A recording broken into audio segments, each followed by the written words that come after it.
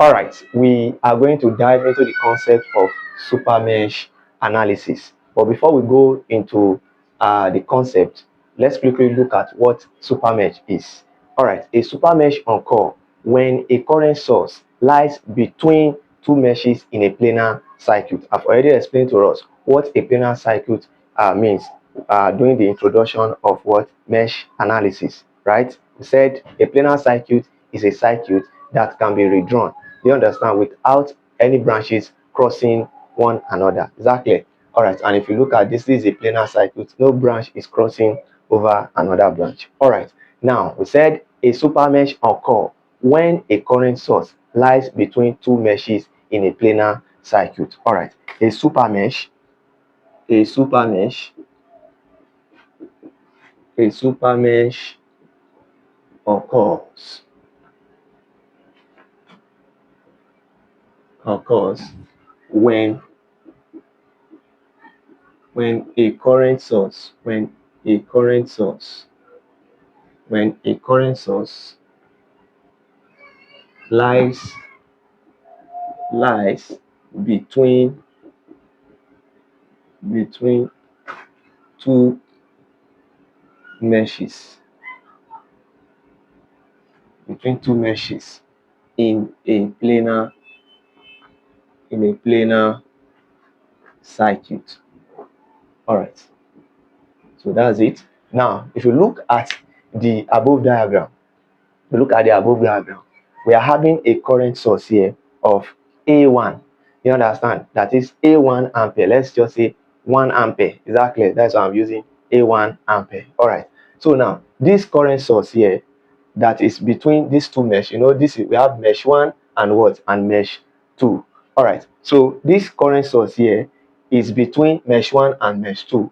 All right. And then we just said that a supermesh occur when a current source lies between two meshes. So this current source, it is lying between this and this. So it means a supermesh is going to occur. All right, and you need to take note of something, that a supermesh is formed when we combine two adjacent meshes into one large loop, because the current source between the two meshes prevent us from writing our normal Kirchhoff voltage law equations. So how do we write the equation? Do you understand? Now the meaning of what I just said is this, that if we want to write the equation of these two meshes, this current source will prevent us from doing so. So anytime we have a super mesh, what we do is to disconnect. We are going to disconnect what is here. I'm going to clean this, so we are now going to be left with what we have here, which is what you can see here. I hope it is clear. All right, so this becomes a super mesh because we have joined the two meshes together to form one larger loop. Is that clear? So we are going to use, we can add, it is now possible for us now to write the equation of this super mesh. Do you understand? So we can apply the Kirchhoff voltage law here, and we are going to write the equation of the super mesh equation. Then we are going to solve the question. Is that clear? So now, how do we solve a super mesh circuit? How do we solve a super mesh cycle? The first thing is to first identify the super mesh. Do you understand? Now, immediately I'm seeing a current source between these two meshes. I know there is a what? I know that a super mesh is going to be formed, right? And the next thing that you are going to do is to what? You are going to identify the mesh current, right? The mesh current. So let's do that. So we are going to put the mesh current here. All right. I'm just trying to improvise because I love my work to be neat. All right. So I have to improvise. For now, I don't have all my tools, so I need to create one for myself. All right. So here we are therefore going to have. So let's take our direction to be in this manner. We'll be going in a clockwise manner. So this is I1. This is going to be I2. All right. Now that this is the question. Now we have identified our mesh current. Now the first step is we are going to identify the super mesh, and we have done that. Now the next thing is to assign our mesh current. Now if we remove this, definitely we'll be left with this mesh 1 and mesh 2. So we are going to have our mesh current here too. Our mesh current is going to be here, and we're also going to have mesh current here. All right, so this will be our direction.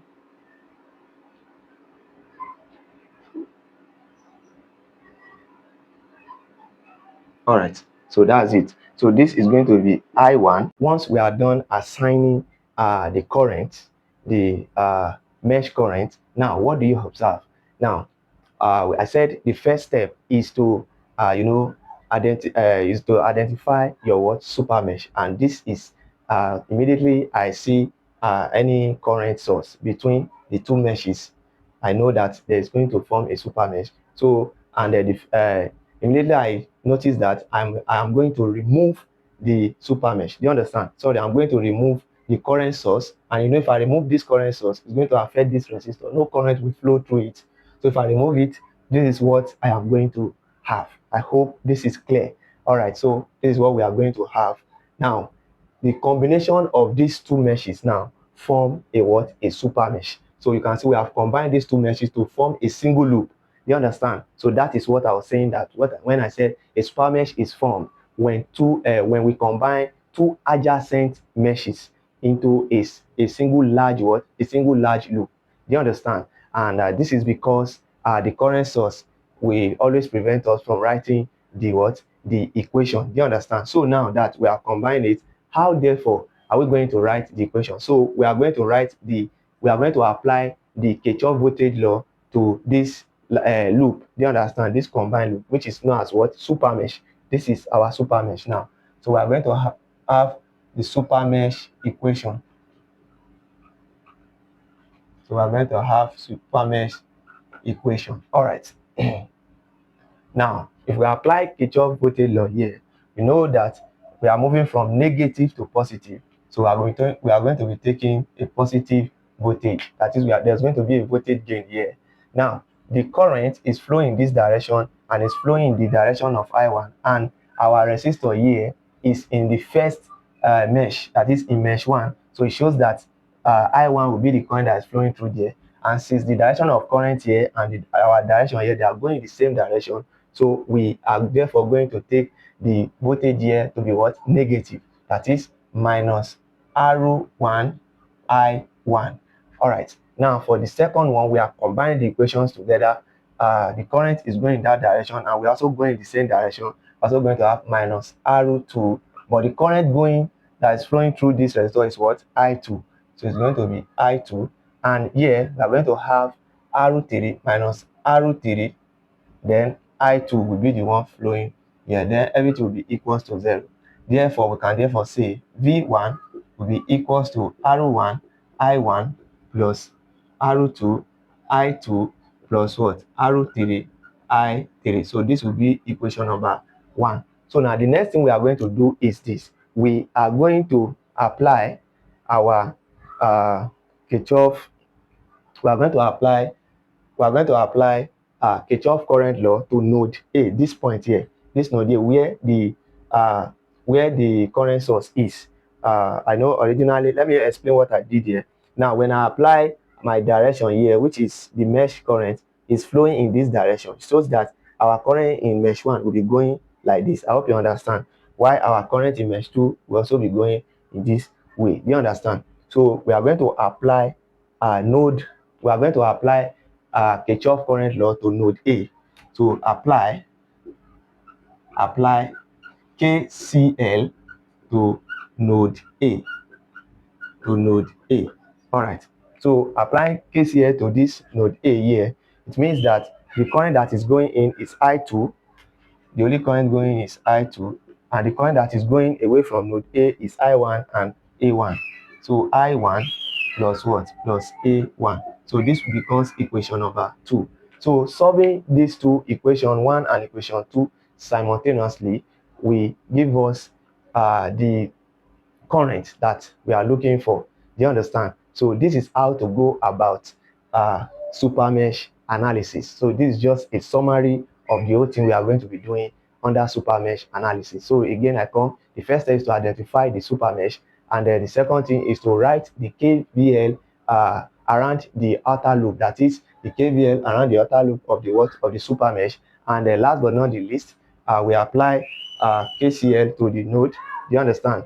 To the node here where the current source is. We apply KCL there, and after then we solve the two equations that we have.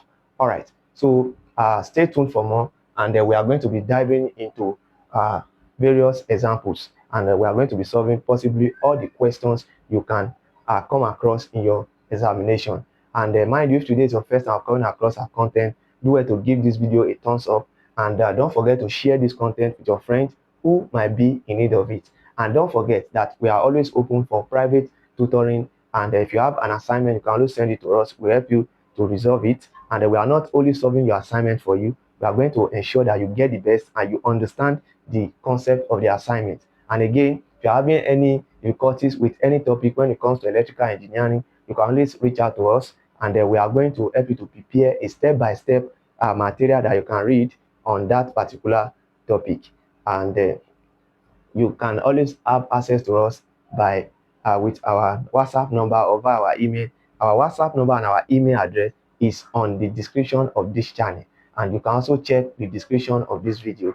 You are going to get it. And don't forget that all our material on circuit analysis is available, and you can get access to them by our seller, or you can also reach out to us directly. We are going to get that. So thank you, and stay tuned for more.